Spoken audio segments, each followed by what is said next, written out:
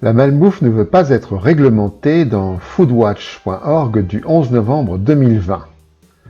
Les entreprises de l'Association nationale des industries alimentaires, l'ANIA, comme Nestlé, Unilever, Mondelez, Bell, Ferrero, Coca-Cola, Danone, etc., ont demandé par écrit au gouvernement de ne pas légiférer pour encadrer la publicité et le marketing de la malbouffe. Elles proposent de faire confiance à l'engagement sans faille des entreprises. On connaît l'engagement sans faille de ces entreprises. Un enfant sur 6 est en surpoids ou obèse en France. La commission d'enquête parlementaire sur l'alimentation industrielle de 2018, le rapport de la Cour des comptes sur la prévention et la prise en charge de l'obésité de 2019, l'étude de Santé publique France de 2020, exposition des enfants et des adolescents à la publicité pour des produits gras, sucrés et salés, l'Organisation mondiale de la santé, l'Institut national de la santé et de la recherche médicale, etc. Tous s'accordent pour dire que compter sur le seul bon vouloir des entreprises par des chartes et autres engagements volontaires est complètement inefficace. Seule une loi contraignant les industriels pourra protéger les enfants du marketing de la malbouffe. Les banques françaises financent le réchauffement dans oxfamfrance.org du 27 octobre 2020. BNP Paribas, Crédit Agricole, Société Générale, Banque Populaire Caisse d'Épargne, Crédit Mutuel et la Banque Postale ont une empreinte carbone qui représente près de 8 fois les émissions de gaz à effet de serre de la France entière. Si elles ne changent pas radicalement la destination de leur financement, il faudra s'attendre à un réchauffement de plus de 4 degrés d'ici à 2100, soit 2,5 degrés de plus que l'objectif fixé dans l'accord de Paris. Cependant, aucune de ces banques ne s'est publiquement engagée à réduire l'intégralité de son empreinte carbone et BNP Paribas, Société Générale, Crédit Agricole, BPCE, continuent de soutenir le développement de projets nouveaux de pétrole et de gaz. Si vous êtes titulaire d'un compte dans une de ces banques, vous savez ce qu'il convient de faire. L'effondrement de l'Empire américain dans lescrises.fr du 7 novembre 2020.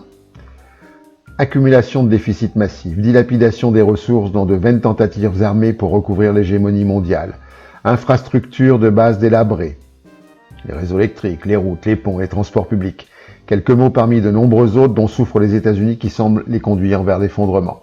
Les Américains désespérés sont tentés de trouver un salut dans des sectes religieuses d'extrême droite. 300 à 400 000 laisseront leur vie dans la pandémie du fait en partie de la déliquescence des infrastructures de soins. 43 millions d'Américains ont perdu l'assurance maladie financée par leur employeur.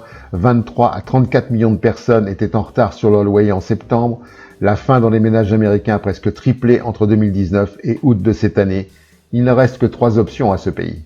La réforme, la révolution ou la tyrannie.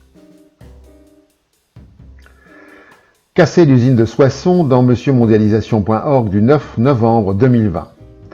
Le projet de la multinationale Rockwool d'implanter une usine de fabrication de laine de roche à Soissons se heurte à de fortes oppositions et il y a de quoi. Chaque usine Rockwool rejette massivement et constamment des gaz à effet de serre et des fumées toxiques. Les fumées de l'usine seront portées par des vents dominants vers Soissons, sans compter les rejets toxiques estimés à 950 tonnes par an, dont notamment 260 tonnes d'ammoniac, 220 tonnes de particules fines et 74 tonnes d'oxyde de soufre. Déclaration de Rockwool face aux craintes de la population. La bonne qualité actuelle de l'air du secteur est à préserver, mais le projet s'insère en milieu rural, dans un environnement favorable à la dispersion des polluants, dans un secteur où est absent tout établissement sensible et qui se trouve éloigné des zones habitées.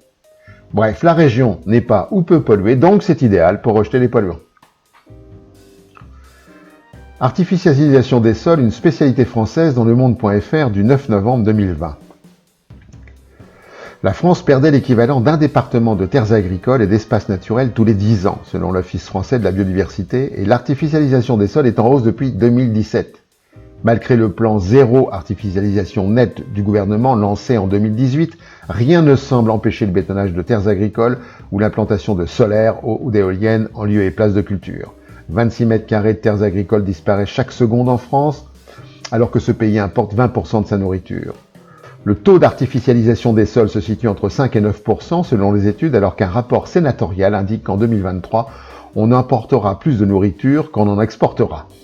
Il faudrait ajouter les risques d'inondations accrus et la disparition de la biodiversité. On n'en a pas fini avec le béton. Et pour finir, la connerie de la semaine.